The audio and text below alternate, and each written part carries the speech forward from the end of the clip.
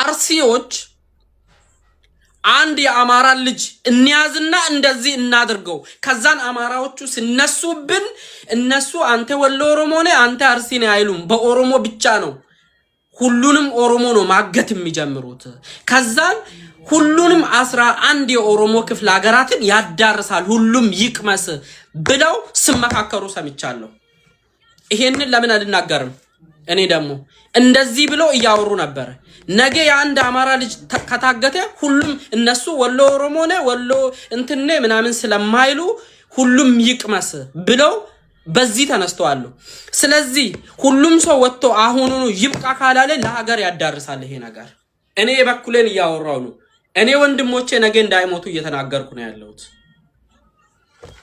ይሄ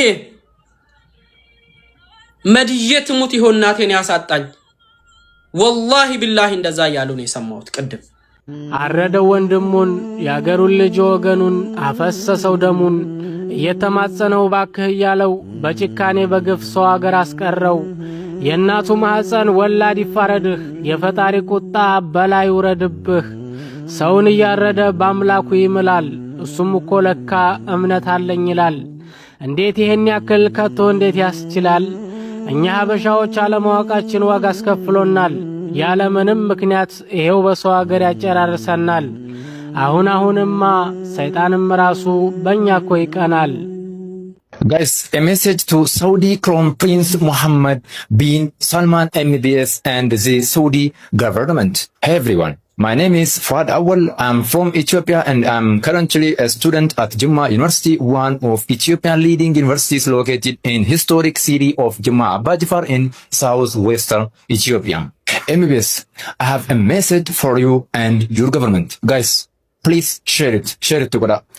As you know, Ethiopia and Saudi Arabia have had a strong relation for many years. In addition, many young Ethiopian men and women have traveled to Saudi Arabia in search of opportunities, and their experiences there have helped change the lives of many individuals and their families. However, over the past several years, there have been reports of cruel and repeated violence against Ethiopians in Saudi Arabia. Unfortunately, some of those allegedly involved are also Ethiopian nationals, and some Ethiopians have reportedly been targeted by other Ethiopians.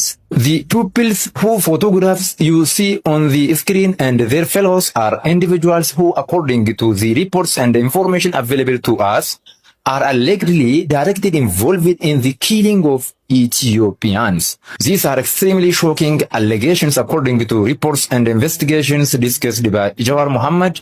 Some of these acts of violence were even allegedly broadcast on TikTok live. Dear Crown Prince Mohammed bin Salman MBS and the Saudi government, I respectfully ask you to investigate these serious allegations, identify and arrest anyone responsible and bring them before the law and the courts. If they are found to be in Saudi Arabia illegally and are found guilty through due legal process, we hope that appropriate legal actions, including deportation where appropriate, will be taken.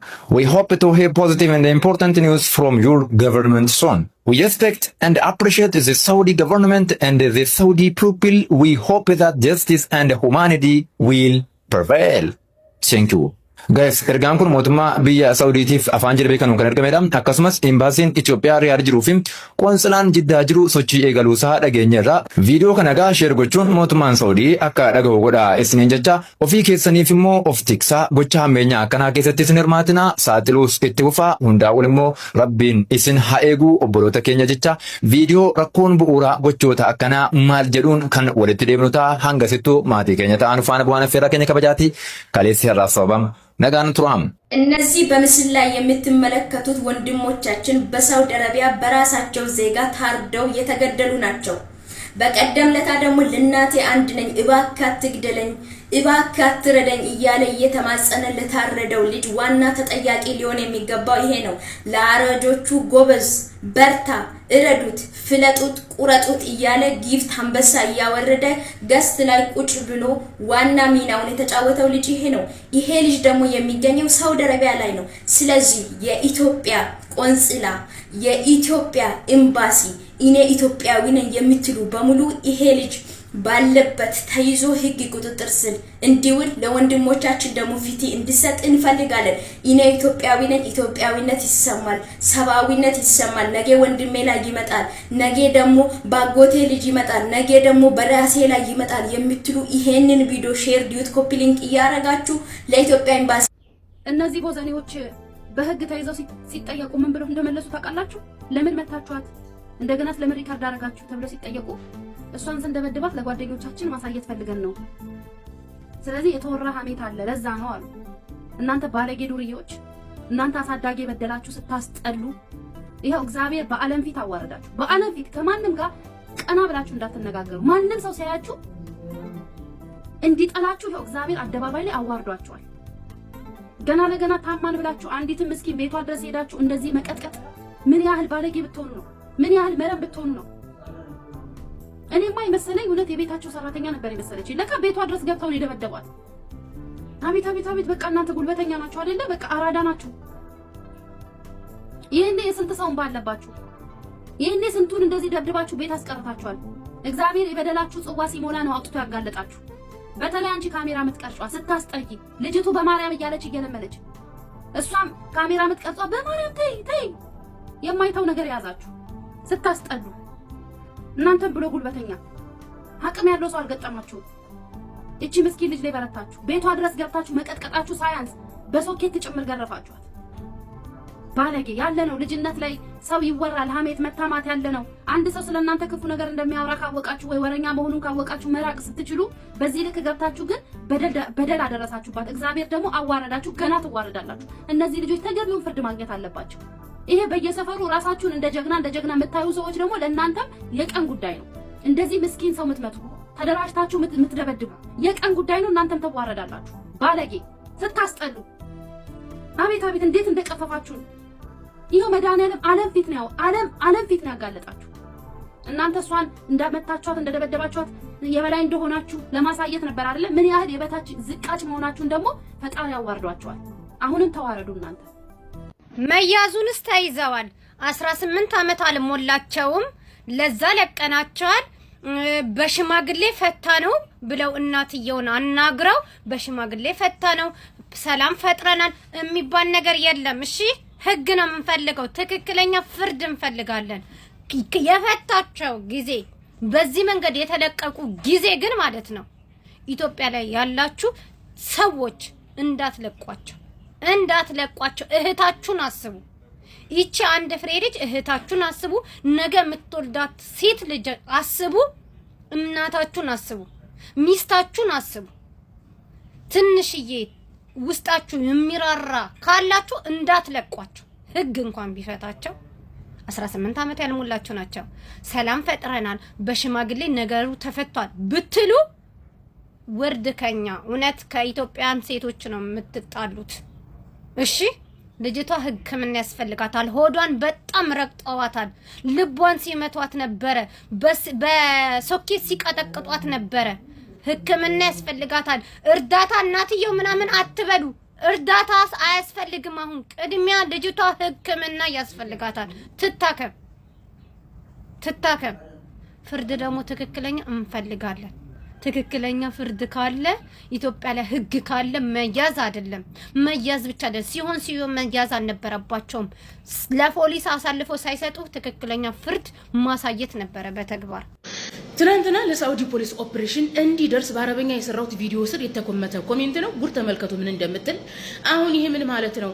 ያጠፉት አጥፍተው ሳለ በሰላም መስራት የሚፈልጉትን ሌላ መጥፎ ስም እየሰጠሽን ነው እህቴ። አንዳንዴ የምናደርገውን እያስብን እባካችሁ እናቱ አሁን አንቺን በምንኛ ቋንቋ ነው የምናስርዳሽ?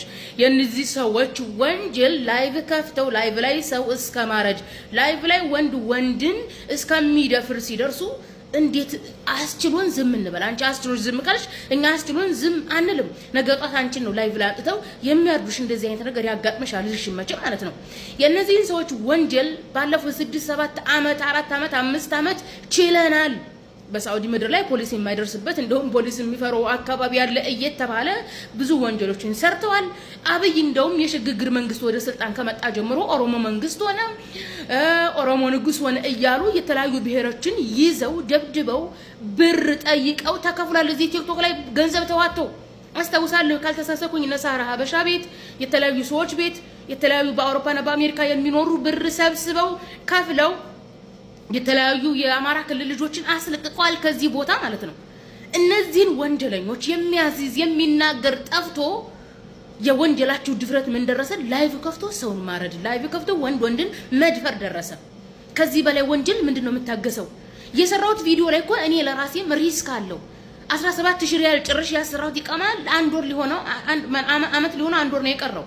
ከአንድ ወር በኋላ 4000 ብር እዳ ራሱ ይዞልኝ እየመጣ ነው። ይሄን ሁሉ ወጪ ያወጣሁኝ አብሬ ስም የሚጠፋው እኔ ነኝ። ነገር ግን ገና ለገና ከሳውዲ ታፈሳለሁኝ ገና ለገና በሚል እንደዚህ አይነት ሙጅሪም ለዘመናት ተሸክመን አሁን ደግሞ ጭራሽም ድፍረታቸው ሰው እስከ ማረድ ቲክቶክ ሲደርሱ ዝም አንልም። አገር ሰርተሽ ትባለሽ። አገራችን ገብተን ጎመን በቃ ውሃ በጨው በጥብጠን ጠጥተን እንኖራለን። ራብን ከገደለን ይግደለን። ኢትዮጵያ ገብተን ሀገራችን ማለት ነው ሀገር አለን እኮ እርስ በርስ የምትገዳደሉበት አማራው ከኦሮሞ ኦርቶዶክሱ ከጴንጤው የሚገዳደልበት ሀገር አለ እኮ እኔ ካንጉስ ብሎ ማለት ነው። ስለዚህ ወይ ኦርቶዶክስ አማጺ ይገለናል ወይ ጴንጤ አማጺ ይገለናል። ሀገራችን ገብተን በክብር የምንሞት ኦኬ። ሀበሻ ቆሻሻ ነው የሚለው የሳውዲ ፖሊስ አታውቁም እንዴ? ቆሻሾች ናቸው ነው የሚሉት እኮ የፈለግሽውን በሰሪ ማለት ነው። ስለዚህ አይ ገና ለገና የሚሰራ እንዴ እዳን ሳልከፍል ምናምን እንዴ ገና ለገና እናንተ ዳሳ ይከፈል በሚል ገና ለገና እዚህ ነው እየሰራ ነው በሚል ወንጀሉ እኮ አናታችን ላይ ደረሰኮ። የዛሬ 4 ዓመት 3 ዓመት እዚህ ላይቭ ላይ እያለቀስን ለምነናቸዋል ማለት የሚሰሙ ከሰው የተፈጠሩ እንደ ሰው የሚያስቡ መስሎን ተው ብለን አልቀሰን ለምነናል። ገንዘብ ተዋቶ ላገቱ ሰው ተከፍሏል። ነገር ግን ከሰው የተፈጠሩ እንደ ሰው የሚያስቡ በምንም መልኩ የማያስቡ ናቸው። የነዚህ ሰዎች ወንጀል ምን ደረጃ እንዲደርስ ነው የምትፈልጉት? ምን ደረጃ እንዲደርስ ነው የምትፈልጉት? ኦኬ እናንተንም ተራ በተራ ያዙ እኛንም ተራ በተራ ያዙ እስከሚያርዱ ነው የምትጠብቁት እንዴ? በዙ አጋጣሚ ደግሞ የሪያድ ኤምባሲ ትናንትና የሆነ ጽሁፍ መንጭር አድርጎ አስቀምጧል። የሪያድ ኤምባሲ እንደዛ አይነት ችግሮችን እስከዛሬ ያውቃል። የሪያድ ኤምባሲ ሸቃል አይደለም፣ የማዳም ቀመም አይደለም። የሪያድ ኤምባሲ ራአት ገልማን አይደለም፣ በግ ጠባቂ አይደለም። እናንተ የኢትዮጵያ መንግስት እዚህ ጋር ምሳሌ አድርጎ ያስቀመጣችሁ የኢትዮጵያ መንግስት ደሞዝ የሚከፍላችሁ ምንድኖች ናችሁ? እናንተ አምባሳደሮች ናችሁ። ሄዳችሁ ለሳውዲ የፖሊስ ኦፕሬሽን ተናግራችሁ እነዚህ ሙጅሪሞች ገና ከ7 ዓመት በፊት ማስያዝ ትችሉ ነበር። ነገር ግን አላስያዛችሁም። መንጨርጨር አድርገው በህገ ወጥ የገቡ ኖርማሊ እናንተ እኮ የኢትዮጵያ መንግስት ህጋዊ ስራ እንድትሰሩ በሳውዲ ምድር ላይ የቀጠራችሁ ናችሁ። ስለዚህ ከኛ ከሸቃሎቹ ወይም ከበግ ጠባቂዎቹ በተሻለ እናንተ ተሰሚነት አላችሁ። ምክንያቱም እዚህ ሀገር እየሰራችሁ እዚህ ሀገር ሰራተኛ አይደላችሁም።